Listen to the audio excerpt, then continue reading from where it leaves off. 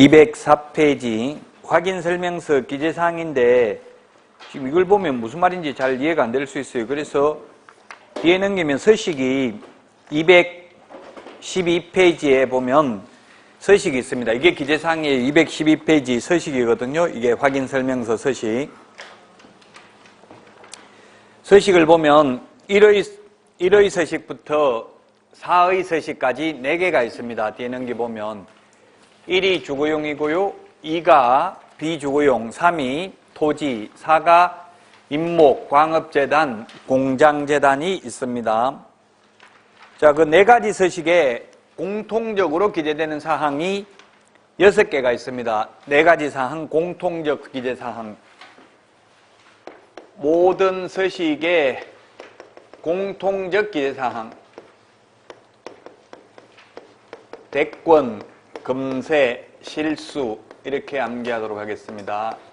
시험에 출제됐어요. 6개 서식에 모두 기재되는 게, 그러면 체크를 해보면 212페이지 이 서식에서 한 문제가 나오는데 까다로워요. 어려워요. 이거는 아주 세부적인 내용이죠. 특별히 이거는 뭐 이해해야 되는 게 아니라 암기해야 되기 때문에 어려운 거예요. 1번 대상 물건의 표시. 4가지 서식에 공통적으로 기재되는 것만 체크해 보겠다고. 대상 물건의 표시입니다. 대권이, 권이 2번의 권리관계입니다. 동그라미 하시고, 그 다음에 금세, 실수, 금이 7번 거래 예정 금액 할 때 금입니다. 그 다음에 금세, 세가 뭐냐면 세금입니다. 8번 취득세, 취득 관련 조세, 세금입니다. 실수, 실이 뭐냐면 실제 권리관계입니다. 9번 동그라미 하시라고. 지금 213페이지 서식 보고 있습니다. 213페이지 서식 동그라미 9번. 그 다음에 실수, 수가 동그라미 13번에 중개보수입니다. 중개보수. 그래서 대권, 금세, 실수 6가지 공통적인데, 다음에 그러면 2의 서식을 보면 215페이지 2의 서식에 보면 1번 대상 물건의 표시 대, 2번 권리관계, 그 다음에 216페이지 6번 거래 예정금액 할 때 금세 할 때 금, 실수, 실제 금세, 세가 7번 취득시 부담할 조세, 그 다음에 8번 실제 권리관계, 11번 중개보수 산출 내역. 6가지 동그라미 하면 앞에 1의 서식에 있던 내용이고요.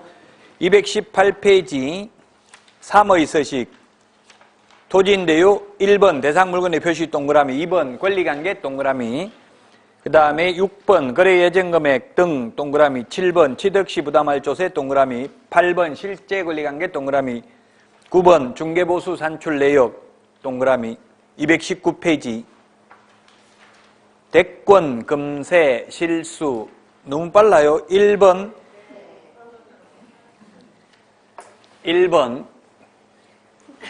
대상 물건의 표시, 2번 권리관계, 6번 거래 예정 금액 등, 7번 취득시 부담할 조세의 종류 및 세율, 8번 실제 권리관계, 9번 중개보수 산출 내역. 대권, 금세, 실수. 대가리는 적어놨잖아요. 칠판에 6개. 221페이지 역시 대권, 금세, 실수를 보면 1번 대상 물건의 표시, 2번 권리관계 동그라미, 그 다음 페이지 222페이지 5번 거래 예정 금액 동그라미, 6번 취득시 부담할 조세의 종류 및 세율 동그라미, 7번 실제 권리관계, 8번 중개보수 산출 내역. 대권, 금세, 실수, 수가 중개보수입니다. 6개 다 했어요. 이게 4가지 서식에 6가지가 공통적 기재사항이라고요. 천천히 찾아보면 돼요. 또 다음 달에도 하니까 이걸 한 번에 다 알기가 어려워요. 자세하게 다 알고 2달 만에 다 끝내버리면 그건 위험해요. 조금 모르는 게 있어도 슬퍼하거나 노여하지 마시고 또 다음 달에 조금씩 하고 또 3, 4월, 5, 6월까지 할 건데 너무 오버페이스 해가지고 지금 11월, 12월 다 알아버리면 그걸 암기했다고 해서 시험 볼 때까지 갈 수가 없죠. 내년까지. 그러니까 그냥 학원에서 하는 대로, 강의하는 대로 따라가면 돼요. 지금 11월, 12월 중요한 건 민법이 가장 중요해요. 이거는 그냥 암기하면 되지만 민법은 단순히 암기가 되는 게 아니죠. 리갈 마인드, 법적 사고력이 있으면서 암기해야 돼요. 그 용어 자체가 뭐 법률행위 이런 게 우리가 동네에서 쓰는 말하고는 달라요. 법률행위라는 말이 뭐 저스티스, 로우 이런 뜻이 아니에요. 법률이라는 건 레이츠 게셰프트 독일 말로 하면 권리와 의무를 발생시키는 게 법률행위라고 원래 그 어원이 독일에서 일본을 갔다가 우리나라를 오면서 해석이 법률행위라고 번역을 했는데 실제로는 권리와 의무를 발생시키는 게 법률행위라고 계약 이런 게 법률행위예요. 어쨌든 민법은 리갈 마인드 법적 사고력이 있어야 되고 우리 공인중개사법 이거는 단순히 암기지 뭐 특별히 왜 대권 검사 실수냐 따질 필요도 없어요. 그냥 6가지가 공통적으로 만들어놨으니까 그냥 암기하면 된다고요. 그대로. 그 과목의 특성이 다 다르다 이 말의 결론은 공부하는 방법이 무조건 똑같이 다 이해해야 된다. 저도 EBS 방송도 한 5년 강의했는데 거기 나가서는 암기하라 말 안 했어요. 이해해야 된다고 말했어요. 말도 안 돼. 근데 암기해야 되는 건 암기해야 돼요. 사실은. 근데 텔레비전 나가서 암기하라고 하면 공부 강의 못한다 하고 싫어하니까 암기하라는 말을 안 했어요. 이해만 하면 됩니다. 이렇게 말했어요. 자, 그 다음에 또 시험에 나온 게 212페이지 거기에 4번에 입지 조건 있죠. 입지 조건이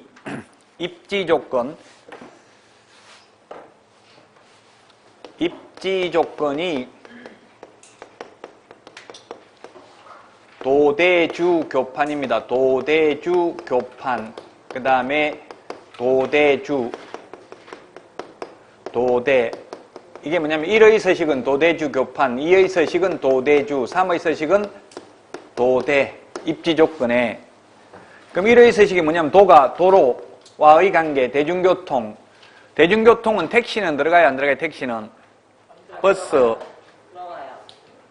예, 버스는 들어가는데 택시는 안 들어가죠? 지하철 이런 거 들어갑니다. 그 다음에 주차장, 교육시설. 교육시설은 초, 중, 고등학교는 들어가는데 대학교는? 안 들어가요. 대학교는 공부하느냐, 잘하느냐, 못하느냐에 따라서 가죠. 연세대학교 원주 캠퍼스는 졸업장에 원주에서 나왔다 이런 건 있어요, 없어요? 졸업장에 보면? 졸업장에는 없죠. 네. 근데 고려대학교나 연세대학교는 이게 원주 캠퍼스, 고려대학교는 저기 뭐 세종 캠퍼스, 조치원인데 조치원 캠퍼스를 안 하고 요즘은 무슨 세종 캠퍼스인가 글로벌 캠퍼스 하여튼 더 좋은 말 쓰더라고요. 어쨌든 연세대나 고려대는 그 같은 과가 있어요. 서울에도 있고 여기도 있어요. 근데 성균관대학교나 이런 데는 과 자체가 달라요. 그 수원에 있는 그 공대 이런 게 거기 있고 서울에 있는 거하고 과가 다를 뿐이고 똑같아요. 이거는 분교가 아니에요. 그래서 그 학교마다 조금씩 특징이 있다고요. 제 후배도 지금 원주 캠퍼스 연세대에 나와가지고 세무사 하고 있는데 자기는 묻지도 않는데 원주에서 나왔다 이렇게 말하더라고요. 굳이 안 묻는데 말할 필요는 없어요. 예, 그 다음에 판매 및 의료시설입니다. 그래서 학교는 대학교는 안 해도 된다고 설명. 교육시설은 고등학교까지만 가까운 데 다니면 되는 거고 대학교는 저희 공부하면 뭐 서울 멀어서 못 간다 말도 안 되죠. 서울대 공부만 잘하면 갈 수도 있으니까 말할 필요 없어요. 그건. 네, 지금 우리나라에는 학벌이 사실은 중요해요. 지금 국회의원 300명 중에서 서울법대 출신이 지금 50명이에요. 300명 중에서. 특정 학과 하나만 해도. 그럼 서울대 출신은 모든 정부 요직 국회의원 다 50%가 서울대 출신이에요. 전국 대학교 다 합해도 50%. 너무 편중돼 있죠. 그 이번에 대법관 된 사람도 여자이기 때문에 서울대, 다 서울대인데 여자는 서울대고 남자는 안철상 그 대전지방법원 원장이 지금 제가 민사집행법 학회 회원인데 그게 회장하고 있거든요. 그분은 건국대 나왔어요. 근데 이번에 대법관 제청돼서 역사상 처음에 서울대생이 아닌 사람이 대법관 된 게 그만큼 변중돼 있다는 이야기예요. 자, 도대주 교판 같이 시작. 도대주 교판. 1의 서식은 이게 5개가 있고요. 2의 서식은 도대주밖에 없어요. 도로. 그 2의 서식은 넘겨보면 있겠죠. 2의 서식이 어디 있냐면은 2의 서식은 215페이지 맨 밑에 동그라미 4번에 도로와의 관계, 대중교통, 주차장, 도대주 3개만 있죠? 네. 여기 3개 도대주. 그 다음에 3의 서식을 보면 도로, 대중교통밖에 없어요. 네. 4의 서식은 아예 없어요. 그래서 안 적은 거예요. 4는 임목, 광업재단, 공장재단이니까 이 정도만 차이점 보자고요. 이번 달에는 이거 도대주 교판 같이 시작. 도대주 교판. 모든 서식 공통적으로 기재된 사항이 아닌 것 나오는데 대권, 금세, 실수 시작. 대권 금세 실수. 예, 대권 잡으면 금세 실수한다고요. 네. 근데 지금 문재인은 뭐 지금 아직도 70%가 넘더라고 지지율이. 역사상 거의 처음인 거의 몇 달 지나면 다 거의 뭐 한 40%, 30%. 트럼프는 지금 얼마 안 돼요. 예, 그래서 어쨌든 대권을 잡으면 금세 실수한다. 서식의 이 확인 설명서 서식은 시험에 한 문제가 출제됩니다. 그 다음에 중요한 게 전속 중개 계약서, 그 다음에 실거래 가격 신고서입니다. 서식에는 영어로 된 거는 있어요, 없어요? 확인 설명서. 우리 책에는 지금 있어요, 없어요? 영문 서식이? 우리 책에는 없는데 영어로 된 서식이 있어요. 원래는 그 시행규칙 별지 서식에는 영문 서식도 있다. 영문 서식도 있다. 이 정도만 알면 돼요. 영문 뭐 그 해석까지 다 할 수는 없고요. 참고로 뭐 서울이나 이런 데는 영어를 잘하면 그 인정시험에 통과하면 서울시에서 인정 마크를 줘가지고 외국인들한테 아예 외국인 서울 홍보 책자에도 그게 들어가 있어요. 개국공개사 외국어 잘하는 사람 여기 가면 방 얻을 수 있다 이렇게 해가지고 외국어만 잘해도 자동적으로 거기 오는 손님만 받아도 먹고 살 수 있다는 얘기예요. 뭐 평택 미군기지 이런 데 가서 자 그러면 224페이지 확인 설명을 할 때 조사 확인하는 방법 이게 실무예요. 지금 실무가 이게 나와 있는데요. 사실 실무는 보통 뒤에 있는데 자 조사 확인하는 방법 실무입니다. 공부를 통해서 확인한다. 예를 들면 면접 같은 거는 대장을 봐야 되고요. 권리관계는 등기사항 증명서를 봐야 되고 토지이용계획 확인서, 공법상 이용제한은 토지이용계획 확인서를 통해서 확인하면 됩니다. 그럼 시험에 권리관계는 등기부에 나타나는 것만 정확하게 설명하면 된다. O냐고 X냐고요? X에 공부에 지금 공부를 통해서 한다고 돼 있잖아요. 공부에 나타나는 것만 하면 된다. X입니다. 안 나타나는 것도 해야 돼요. 유치권, 분묘기지권, 법정지상권.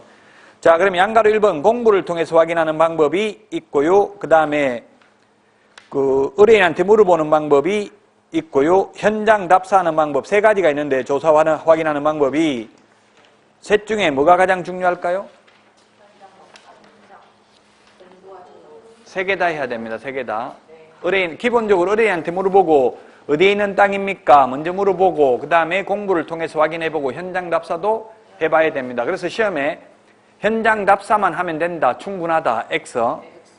또 현장 답사를 통해서는 공부에 나타나지 않는 것만 설명하면 된다. X. 공부에 나타나는 것도 실체관계와 부합하는지 한 번 더 확인해보는 게 좋겠죠? 그 공부만 보면 충분하다. 역시 다 X입니다. 공부에 나타나지 않는 것도 확인해야 됩니다. 가장 기본적인 건 의뢰인한테 물어봐야 되겠죠. 225페이지 소재지라는 거 나와 있는데 이게 지금 실무기 때문에 지금 공간정보 구축 및 관리 등에 관한 법률을 다 끝냈다는 전제하에 나오는 게 실무의 맨 마지막에 있는 거. 그 소재지라는 건 뭐냐면 원래 리, 동 플러스 지번까지를 소재지라고 그래요. 리, 동. 무실동 1번지 1동 2동 없죠? 무실동 무실 있어요? 없어요. 예, 새로 생긴 동은 1동 2동 없어요. 1동 2동 있는 거는 오래된 동이에요. 행정동, 법정동이 다른 경우는 오래된 경우라고요. 무실동에는 1번지가 하나밖에 없다. 두 개 있다. 답은 하나밖에 없다. 혹시 뭐 몇 동 1동 2동 있는 건 없어요? 동? 원평동 1동 2동 없냐고요? 1동 2동. 세장동 1동 2동. 명륜동 1동 2동. 명륜동? 네. 명륜동. 명륜동은 서울에도 있고 부산에도 있는 것 같던데. 네. 춘천에도 있어요?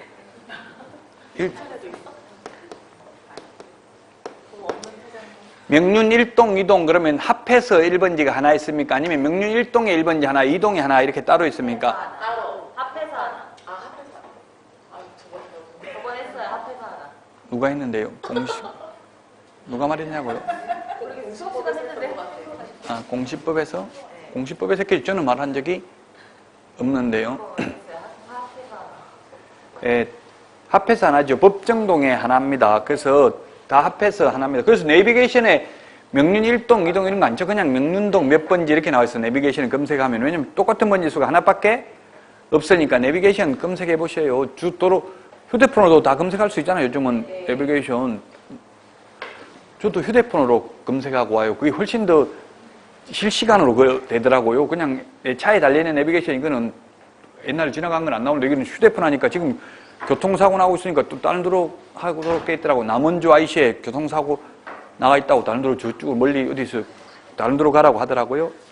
자, 그러니까 같은 동에는 번지수가 하나밖에 없다. 이게 소재지다. 번지수까지 말하는 게 소재지다. 그래서 시험에 이런 게 나온 적이 있어요. 8회 때 이 부동산은 서울특별시 중구 명동 이렇게 따옴표하고 의식으로 이런 식으로 의식으로 지번 설정 단위 지역까지 지번 설정 단위 지역까지 구체적으로 조사 확인하여 설명하였다. 설명 잘했어요? 잘못했어요? 잘했어요. 잘못했어요. 뭐가 빠졌기 때문에 번지수가 빠졌잖아요. 만약에 군대 가서 저도 집이 어디야 이렇게 해가지고 제가 그냥 귀찮아가지고 부산입니다 이렇게 해가지고 엄청나게 맞았어요. 아버지 부산 시장인가 이렇게 해가지고 맞았거든요. 명동이라고 하면 명동이 땅이 한 평에 억도 넘는데 너 전부 명동 그렇게 부자냐 이렇게 나온다고 번지수까지 말해야 된다고요. 예를 들면 그래서 시험에 나왔다고 명동까지만 말하면 안 되고 이렇게 다운표 했잖아요. 이렇게 하면 X라고 8회 시험에 나왔다고요. 명동 몇 번지입니다. 이렇게 말해야 되고 만약 공동주택이면 몇 동 몇 호까지 말해야 돼요. 아파트만 말하면 안 되고 몇 동 몇 호까지 공동주택은 구분 소유되는 그 동호수까지도 설명을 해야 된다고요. 몇 동 몇 호까지. 자, 그 다음에 면적은 미터법입니다. 척관법이 아니고 미터법. 제곱미터라고 해야 된다. 평이라는 말 쓰면 안 된다. 근데 지금도 쓰고 있어요. 1제곱미터는 0.3025평이고 1평은 3.3058입니다. 3.3058제곱미터입니다. 이걸 환산하는 게 시험에 3번 나왔어요. 이때까지 10년 전까지. 근데 지금은 안 나옵니다. 최근에는. 왜? 제곱미터라고 써라고 해놓고 자꾸 이걸 환산하는 걸 내면 결국은 쓰지 말고 평으로 쓰라는 말밖에 안 되잖아요. 지금도 포털 사이트나 어디 분양하는 데 가보면 3.3제곱미터당 얼마 이렇게 나온 거 있죠? 그럼 결국 평당 얼마다는 이야기잖아요. 그걸 상업용 목적으로 척관법, 즉 평이라는 말을 쓰면 계량에 관한 법률 위반으로 100만 원 이하의 과태료입니다. 그래서 여러분들은 등기사항증명서나 원래 면적은 건축물 대장 보고 적으면 되는데 대장에 다 제곱미터라고 돼 있어요. 그대로 보고 적으면 돼요. 뭐 지금 계약서에 평이라고 적는 사람은 없어요. 근데 분양 광고 이런 거는 보니까 9, 25평 뭐 이렇게 가로해놓고 적어놓고 하더라고요. 9, 25평이라는 말 적으면 안 되니까 25 땡땡 형 이런 식으로 해놨더라고요. 평이라고 적으면 처벌받는다 하니까. 그런 거 봤죠? 25 땡땡 이런 몇 인치 이런 것도 원래 쓰면 안 되니까 이런 식으로 해놨더라고요. 어쨌든 미터법 면적은 몇 제곱미터 이렇게 했어야 된다. 자, 그 다음에 226페이지 방가로 3번 토지의 경계입니다. 토지의 경계는 지적도, 임야도 상의 선의 경계입니다. 지적도, 임야도 상의 선의 경계다. 1번지, 2번지, 3번지, 4번지. 이 지적도, 임야도 상선 이게 경계다. 그래서 남의 땅에다가 이렇게 담장을 쌓아놨다고 해서 내 땅이 되는 게 아니다. 그러니까 현실적인 담장보다는 지적도, 임야도가 우선하고요. 그 다음에 경계 확인 청량을 했다면 진실이 있다면 모든 건 진실이 우선이에요. 청량을 했다면 그 청량한 게 우선이에요. 그런 게 없다면 공부상 지적도, 임야도 상의 선의 경계다. 자, 그 다음에 227페이지 지형. 지형이 뭐냐면 땅이 생긴 모양인데 땅이 생긴 모양은 지적도, 임야도를 통해서 확인할 수 있죠. 4번지는 이렇게 생겼잖아요. 지형. 시험에는 어떻게 나왔냐면 지형과 지세를 지적도, 임야도를 통해서 조사 확인하였다. X입니다. 지세는 기울기 경사도잖아요. 이건 등고선이 표시되어 있는 지형도 또는 공법에 보면 지형도면 고시해야 된다 이런 말 있죠. 그 지형도면은 등고선이 표시되어 있는 지적도입니다. 그냥 단순 지적도만 가지고는 경사도는 지세는 확인할 수 없다고요. 급경사인 산 같은 거는 개발하기 어렵죠. 경사도가 심한 것은. 그래서 지세도 확인해야 되는데 이건 현장 납사를 통해서 확인하면 된다. 그 다음에 지목, 이 공간정보 구축 및 관리 등에 관한 법률에 의하면 지목이 몇 개가 있어요? 28개가 있죠. 건축법상 건축물 용도 분류는 29가지죠. 29가지가 있죠. 그래서 이 지목은 토지대장, 임야대장에는 정식 명칭으로 기재되어 있고 지적도, 임야도에는 부호, 약호로 표시되어 있죠. 한 글자만 표시되어 있잖아요. 그래서 정식 명칭이 기재되어 있는 토지대장, 임야대장을 통해서 확인하는 게 더 바람직하다. 지적도, 임야도에 보면 어떻게 되어 있냐면은 천, 원, 차, 장 이렇게 한 글자만 되어 있다. 천, 원, 차, 장. 국악성 선생님 뭐라고? 대가리 천원, 차장 맞아요? 장차 천원? 네, 그렇게. 저는 천원, 차장 하겠습니다. 차장 천원 하든지 천원이 이게 옛날에 지금 서울에는 시내버스 요금 천원인가 하는 것 같더라고요. 오히려 그 카드로 하면은 옛날에 제가 고등학교 부산수 중학교 다닐 때 처음에 시골에 있다가 가가지고 충격받은 거는 안내양이 있었어요. 그때만 해도 안내양이 막 가슴으로 발로 차넣고 이랬어요. 사람이 너무 그게 복잡해가지고요. 그건 저 학교 내리지도 못했어요. 그 내려야 되는데 막 누나가 무서워가지고 밀어가지고 내리지도 못하고 한 코스 더 가지고 걸어온다고 오히려 엄청나게 고생한 적이 있는데 옛날엔 차장 있었죠. 차장 요금 천원 한다 이렇게 생각하면 되겠네요. 차장 천원 하든지 천원 차장을 하든지 장차 천원 하든지 알아서 하세요. 이게 4개만 부호 약호로 표시한다. 4개만 부호 약호로 표시하는 게 아니라 모두 부호 약호로 지적도 임야도 되어 있는데 이 4개만 첫 대가리 두 문자 이름절을 부호로 사용하는 게 아니라 차문자 두 번째 대가리를 부호로 사용한다.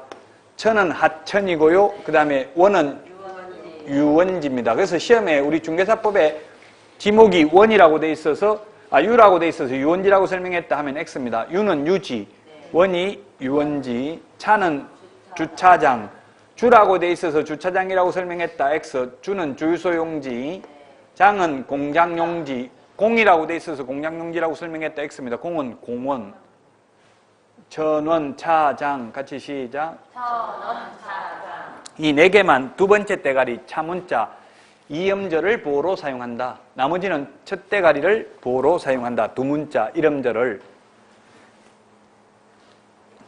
지금 실무니까 전과목 다 나온 거예요. 이게 지금 조금씩 이제 실무는. 자, 그 다음에 도로도 공도, 사도, 맹지 여부를 확인해야 된다. 맹지 가로하고 포이지 이렇게 하는데 맹지는 눈구멍이 빠진 토지를 맹지라고 하죠. 집을 지을 수 없는 땅, 경제적 가치는 없는 땅이에요. 집을 지을 수 없으면 땅 가격은 없다고 했잖아요. 그 공도에 접해져 있지 않는 땅을 맹지라고 합니다. 건축법에 보면 대지는 도로에 2m 이상 접해야 된다 이런 말이 있죠. 도로에 2m 이상 접해야 된다 이 말은 무슨 말이냐면 이게 대지가 있습니다. 대가 있으면 도로, 이게 공도, 도로는 건축법상 도로는 보행과 차량 통행 가능한 너비 4m 이상을 도로라고 그래요. 3m 도로는 도로가 아니에요. 1m 도로는 도로가 아니에요. 2m, 만약에 2m 도로면 어떻게 해야 돼? 도로 중심선으로부터 각각 1m씩 후퇴해가지고 도로를 만들어줘야 되죠. 4m 도로를. 2m라면 각각 1m씩 후퇴해야 되잖아요. 만약에 2m 도로면. 공법 시험에 이렇게 출제됐어요. 여기 도로가 2m고 공법 시험에 나온 게 도로가 2m짜리 도로가 있고 이 가로 세로 각각 10m짜리가 있다면 이 대지 면적이 얼마인가? 그 다음에 건축 면적은 얼마까지 가능한가? 그 다음에 건축 면적, 그 다음에 층수는 몇 층까지 가능한가? 단 건폐율은 50%고 건폐율이 50%, 용적률이 공법 시험에 이런 게 출제됐다고요. 용적률이 100%다. 즉 제1종 전용 주거지역이라고 본 거죠. 이렇게 했을 때 대지 면적이 얼마냐고요. 가로 세로 2m 도로가 2m 도로가 있다고 이게 가로 세로 각각 10m에 그럼 대지 면적이 100제곱미터입니까? 아니면 90입니까? 80입니까? 90. 답은 90. 2m니까 4m 만들어줘야 되니까 답은 80에 90에 90 손들어 빨리 80 손들어보세요. 80 답은 90이죠. 90 이쪽으로 1m 양쪽으로 각각 1m 하는 게 공평하잖아요. 네. 그러면 1m 호텔생이 9m 곱하기 10 하니까 90제곱미터 이런 게 공법시험에 출제됐다고요? 이쪽에 도로, 철도, 하천이 있어가지고 후퇴 못한다 이런 말이 있으면 80이 되겠죠. 그런 말 없는 한 공평하게 도로 중심서로부터 각각 2m 만들어줘야 된다 했잖아요. 그러면 건축 면적은 50%, 용적 건폐율이 50%라는 말은 반밖에 못 짓는다는 이야기예요. 면적이 100제곱미터인데 그러면 면적이 100제곱미터가 90제곱미터에 반 지으니까 45제곱미터가 되겠죠. 층수는 2층밖에 안 돼요. 용적률, 건폐율, 그 용어정의가 이 과목은 중요해요. 용적률, 건폐율. 용적률, 건폐율이 보면은 건축법의 건폐율은 대지 면적분의 건축 면적 곱하기 100, 용적률은 대지 면적분의 건축 연면적 곱하기 100, 연면적은 각 층 바닥 면적 합계를 연면적이라 한다. 이런 말이 용어정의가 다 있어요. 2차 과목은 용어정의가 다 있다. 용어정의를 잘 알아야 돼. 공인중개사법도 용어정의가 중요하다고 했죠.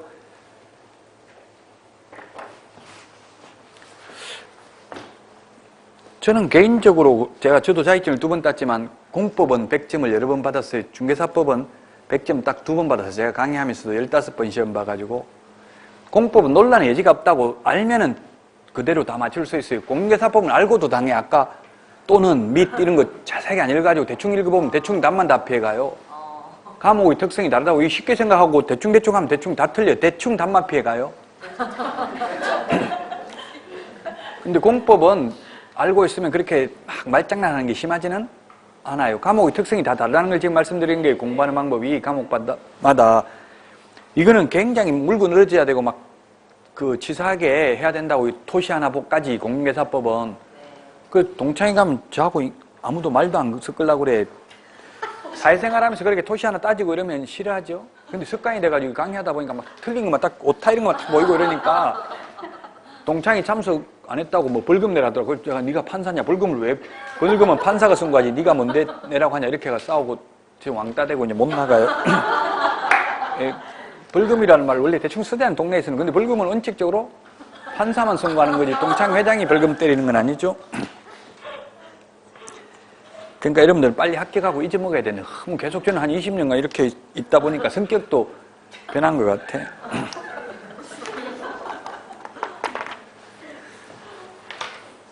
자, 그 다음에 228 건물의 방향은 대장 보고 알 수 있어요, 없어요? 대장, 토지대장, 임야대장, 뭐 건축물 대장 보고 방향은 알 수 있냐고 없냐고요? 있어요. 우리는 남향이 비싸요, 북향이 비싸요? 남향이 비싼데 안 나옵니다. 현장 답사해야 돼요. 방향은 안 나와. 건축물 대장에도 토지 대장에도 방향은 남향인지 북향인지 이거는 표시가 안 돼 있다고요. 그 건축물 대장의 건물의 방향은 안 나온다고요. 그래서 현장 답사를 해봐야 돼요. 우리나라는 남향이 비싼데 저 호주나 뉴질랜드를 가면 북향이 비싸요? 남향이 비싸요? 이 북향이 비싸더라고. 호주는 2배 차이 나더라고. 북향이 2배 더 비싸더라고요. 그 저는 이해가 안 되는데 왠지 보니까 이 지구 적도가 붉은 길이다 이 뜻이고 붉은 길은 태양이 지나가는 길이라는 뜻인데 실제로는 태양이 지나가는 게 아니고 지구가 자전해. 네, 지구가 자전한데 뭐 옛날에는 태양이 돈다 생각하고 어쨌든 남쪽을 보고 있어야 태양이 지나가는 걸 보고 이 호주, 뉴질랜드 이런 데를 가면 북쪽을 보고 있어야 돼요. 그 2배 더 비싸더라고. 우리나라에서 남향 선호하다가 호주 가서 남향 주세요 하니까 좋은 거, 안 좋은 거에 최고 안 좋은 거예요. 호주에서는. 자, 그래서 이 방향, 건물의 방향은 현장 답사를 해봐야 되지 건축물 내장에는 남향인지 북향인지 표시가 안 돼 있다.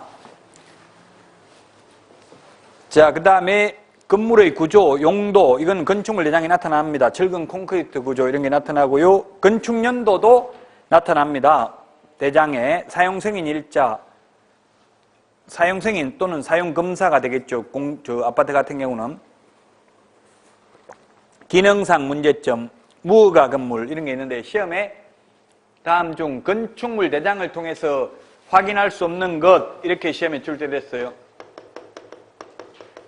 건축물 대장을 통해서 확인할 수 없는 것, 방향 확인할 수 없다고 했죠. 방향. 그 다음에 건물의 기능, 그 다음에 또 뭐가 있어요?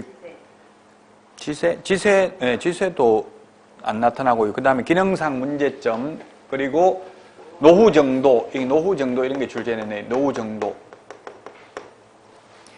같이 똑같은 지은 아파트라도 그 실내에 완전 리모델링 했느냐 안 했냐 이런 게 따라 다를 수 있죠. 또 어떻게 썼냐, 애들이 있어가지고 막 그 도배장판 이런 거 막 낙서해놓고 그런 경우도 있을 수 있고, 이런 노후 정도는 안 나타난다고 등기부나 건축물 대장에 현장 답사를 해봐야 알 수 있어요. 옛날에 제가 어릴 때만 해도 우리는 애가 9명인데 어머니가 9명 낳았어요. 그러니까 방 얻기도 못 얻어요. 9명이라고 하면 방 줘요, 안 줘요, 옛날에? 안 주죠. 물론 뭐 우리 집에 살았기는 했지만 어쨌든 애들 많으면 방 못 얻어요. 무허가 건물도 역시 무허가 건물은 건축물 대장이 나타나요, 안 나타나요? 나타날 수도 있고 안 나타날 수도 있어요. 나타나는 거는 무허가 건물이 안 돼 있고 위반 건축물 이렇게 해가지고 나타나는 경우도 있어요. 근데 무허가 건축물 대장은 서울에는 오래된 건물은 있는 경우도 있어요. 근데 원주에는 없어요. 위반 건축물, 무허가 건축물이란 건축물 대장은 없다고요. 예, 그래서 무허가는 건축물 대장에는 3층이라고 되어 있는데 4층이 있으면 그건 옥탑방 하나 불법으로 정축했다고 보면 되겠죠.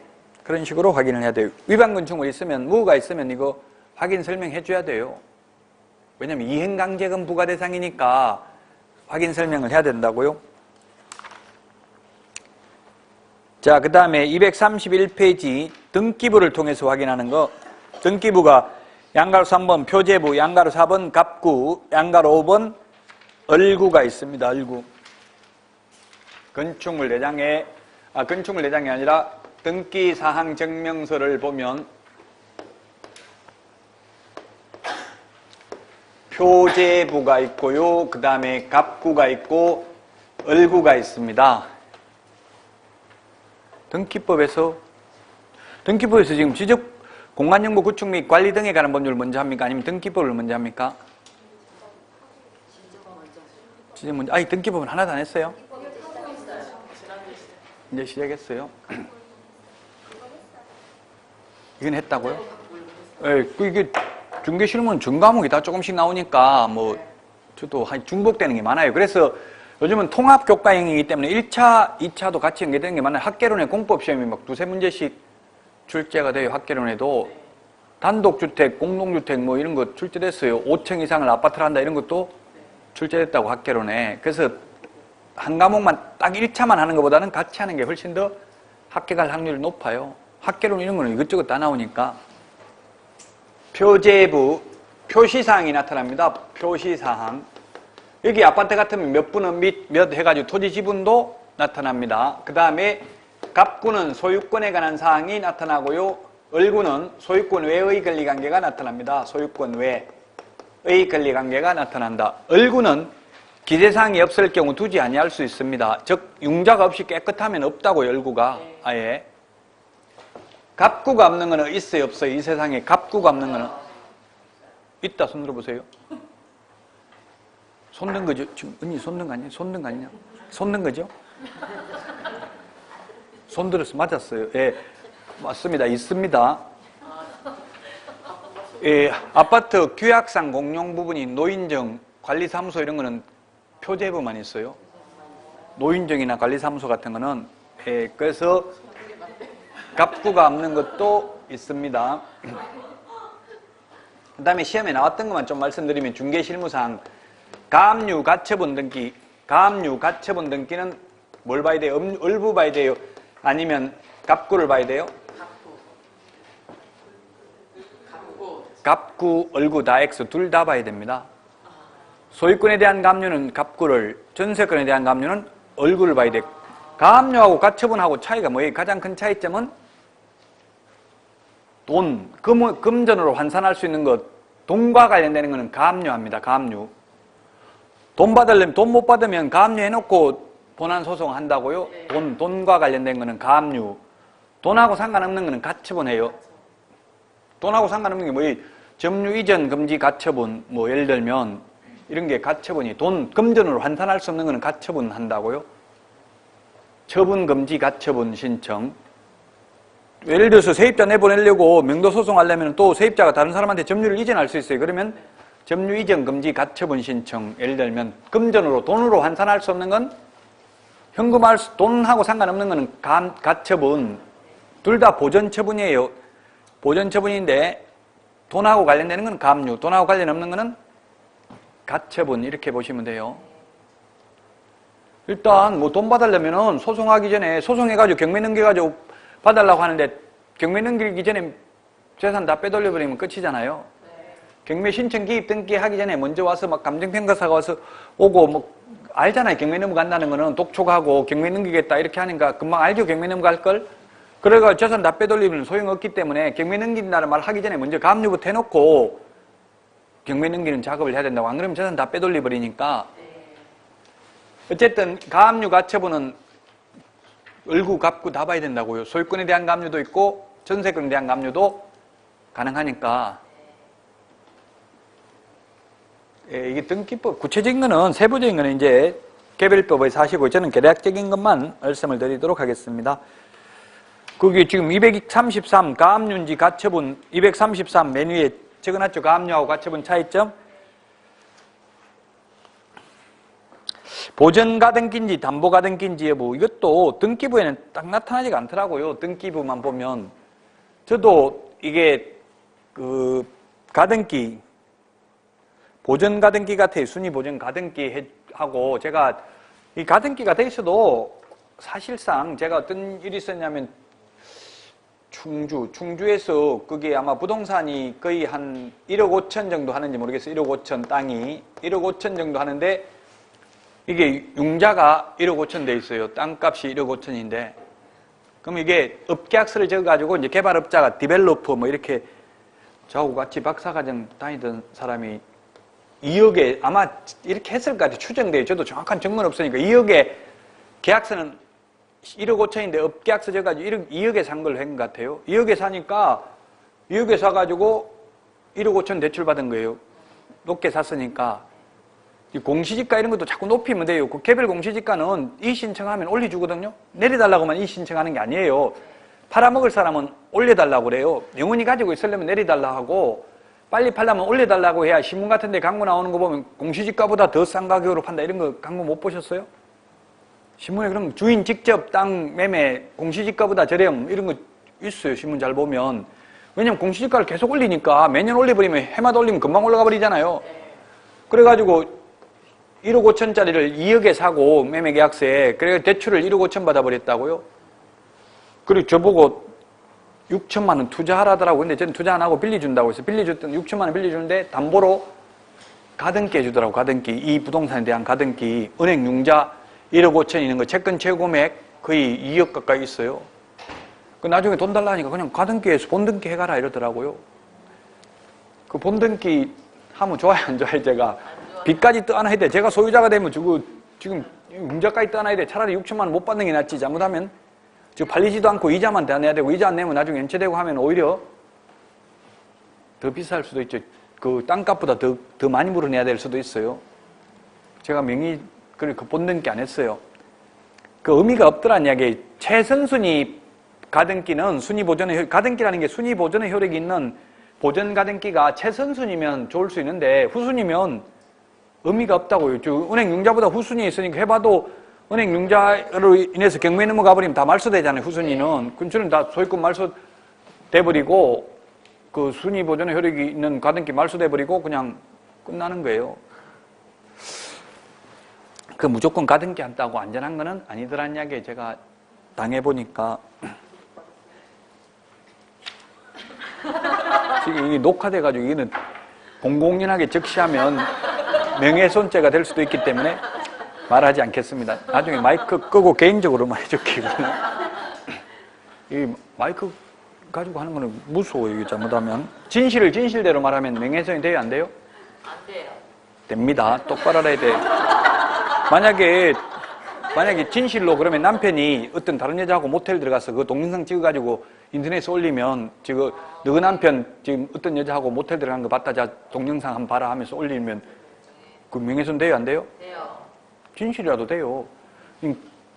강연인 그 뭐 강남구청장 여자 뭔지 모르겠는데 무슨 연이 그것도 단체 카톡방에 문재인 간첩 뭐 예를 들어 빨갱이 이런 거 단둘이 카톡 한 거는 안 돼요. 명예훼손이 여러 사람한테 단톡방이기 때문에 된다는 얘기. 여러 사람한테 알렸기 때문에 명예훼손이 돼요. 그 진실을 하더라도 명예훼손이에요. 그거는 공공연하게 적시해서 명예를 훼손한 명예훼손죄예요. 허위사실에 의한 명예훼손도 있고 허위사실 아니라도 명예훼손이 된다고요. 그 대신에 허위사실이면 더 무겁게 처벌받아요. 조심해야 돼요. 그래서 여러분들은 진실을 진실대로 말하면 명예훼손이 아니라고 생각하는 사람이 의외로 많아요. 잘못된 겁니다. 그건. 자, 그 다음에 갑구, 월구, 등기부는 그 정도만 보고요. 이 지금 실무인데 실무는 지금 등기법에서 아마 등기법이 더 어렵기 때문에 보통 공간정보 구축 및 관리 등에 관한 법률부터 먼저 하죠. 등기법, 세법 수업 다 듣고 고득점 해야 돼요. 등기법 우리 선생님 말고 다른 학원의 등기법 선생님 자기가 시험 보고도 내 문제 틀렸다 하더라고. 공시법에서. 그만큼 요즘 100점은 못 받게 나온다고 이 과목이 모든 과목이. 올해도 이미 지금 내년에 1차 면제되는 분이 22,000명 정도 돼요. 지금 3만 명이 넘게 합격했잖아요. 올해 1차가. 근데 거기에는 올해 2차 동차 합격자가 포함되어 있어요. 12,000명 정도. 그거 빼고 나면 한 22,000명 정도 돼요. 내년에 1차가 면제되는 분들이. 그렇다 보면 2차를 쉽게만 낼 수는 없죠. 그래서 공인중개사법도 제가 볼 때 한 2문제 정도는 제가 강의 안 한 게 출제됐더라고요.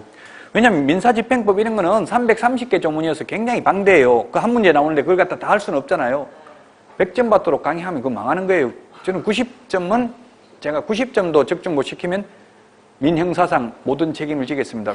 적중을 못했을 때 90점 나온다, X 나오는 게 아니고 제가 강의한 게 적중을 못했을 때 그렇다는 이야기. 제가 적중해도 여러분들 다 암기하고 100% 다 맞추는 거는 아니죠. 90% 적중은 해요. 그리고 지금부터 시험 볼 때까지 수업 한 번도 안 빠지고 수업 다 들으면 최소한 70점은 나와요. 그 조금만 공부하면 80점은 나온다고요. 근데 70점 공인중개사법 받았다고 무조건 합격한다는 보장이 없어요. 공인중개사법을 80점은 받아야 2차가 어느 정도 안정권에 들어요. 공법도 60점 받기가 만만하지 않고 공시세법도 60점 넘기가 쉽지가 않다고 요즘은. 40점 받기는 쉬운데 60점 받기는 쉽지가 않아요. 그러니까 공인중개사법 이거는 80점 이상 받아야 되는데 그런 거 인터넷에 많이 올려요. 밴드 같은 데 보면 쉽다고 하는데 나는 이게 최고 어렵다 뭐 이런 말 하는 사람이 많아요. 쉽다는 거는 민법만큼 공부했을 때 민법보다 쉽다 이 말이지 공부 하나도 안 하고 그냥 쉽지는 않죠. 말장난이 심하기 때문에 오히려 이것도 처음에는 굉장히 혼란스러워요. 근데 막판에 이제 계속 하다 보면 어느 날 갑자기 가슴 벅찬 희열을 느끼게 됩니다. 그 중간에는 계속 고통을 받아야 되겠죠. 자, 거기에 233페이지 문제 풀어보겠습니다. 옳은 것은 했는데 항상 기출문제를 보시라고 그래야 어떻게 출제되는지를 알 수 있잖아요. 옳은 것은 기억, 토지 소재지, 지목, 지형, 경계는 토지 대장을 통해서 확인할 수 있다. 없다. 뭘 없는데 뭐가? 지형. 지형. 없죠. 왜냐하면 경계, 옳은 것을 모두 고르면 했는데 토지 대장은 경계는 토지 대장이 아니라 지적도 임야도를 통해서 확인할 수 있다고 했어요. 그래서 기억 틀렸습니다. 경계는 이게 좀 전에 했잖아요. 이게 지적도 임야도잖아요. 이게 도면 이걸로 확인할 수 있는 거지. 토지 대장, 임야 대장에는 경계 안 나온다고요. 그래서 기억 틀렸고 니은은 분묘기지권은 등기사항 증명서를 통해서 확인할 수 있다. 없다. 묘 오래된 거 20년 넘으면 분묘기지권이 생기잖아요. 묘 오래된 묘 네. 등기부에 안 나타나죠? 네. 그 알기가 굉장히 어려워요. 그래서 현업에 가서는 분묘기지권 이런 거는 주인한테 물어보고 잔금 치를 때까지 다 이전하기로 한다. 이런 거 이전 안 하면 뭐 감액하기로 한다. 이런 걸 특약을 명확하게 적어야 돼요. 근데 요즘은 제가 다음 위성 지도로 보니까 오히려 묘가 나오더라고요. 산에. 그 올라가서 찾기는 굉장히 힘들어요. 그 나왔다고 하더라도 그게 정확하지 않을 수도 있으니까 특약에 임야 매매할 때는 묘에 대한 걸 반드시 특약을 내야 돼요. 어떻게 할 건지, 이전할 건지 안 할 건지. 안 한다고 하면 가격을 깎아야 되겠죠? 묘 이전 그래서 대부분 이장한다고 해요. 현실적으로 해놓고 또 안 지킬 수가 있으니까 그 잔금 치르기 전에 다 하도록 하는 게 좋아요. 돈 다 받아버리면 안 할 가능성이 많잖아요. 자, 그 다음에 니은 분묘기지권은 등기사항 증명서를 통해서 확인할 수 없고 디귿 맞죠? 니은은 확인 못한다 했으니까 디귿 지적도상 경계와 실제 경계가 일치하지 않는 경우 특별한 사정이 없는 한 실제 경계를 기준으로 한다. 여기서 실제라는 말은 현실적인 담장을 말하는 거예요. 이게 조금 논란의 여지가 있는 표현이에요. 근데 경계 확인 측량을 해서 나온 실제 경계라면 그게 우선이죠? 여기서 실제 경계라는 거는 경계 확인 측량을 해서 나온 실제 경계를 말하는 게 아니라 그냥 현실적인 담장을 말하는 거라고요. 그래서 틀렸어요. 제가 아까 이야기했죠. 현실적 담장보다는 지적도 임야도상의 선이 또 지적도 임야도상의 선보다는 경계 확인 측량을 했다면 측량한 게 우선이다. 그 다음에 리얼 동일한 건물에 대하여 등기부상 면적과 건축물 대장상 면적이 서로 다른 경우에는 뭐가 우선이다? 표시사항은 대장이 우선하고요. 권리관계는 등기부가 우선해요. 소유자가 만약 대장하고 등기부하고 다르면 등기부가 우선이고요. 면적은 대장이 우선입니다. 대장 보고 등기하잖아요. 면적은. 표시사항은 대장이 우선하고 권리관계는 등기부가 우선한다. 따라서 정답은 2번입니다. 이런 식으로 중개실무에 출제가 되었다는 이야기입니다. 자, 여기까지 하고 쉬었다가 234페이지 손해배상 책임에 대해서 시험에 2문제 출제됩니다. 가장 중요한 게 의무와 책임, 손해배상 전부 다 의무와 책임이 중점적으로 시험에 많이 나온다. 권리보다는. 예, 여기서부터 쉬었다가 하도록 하겠습니다.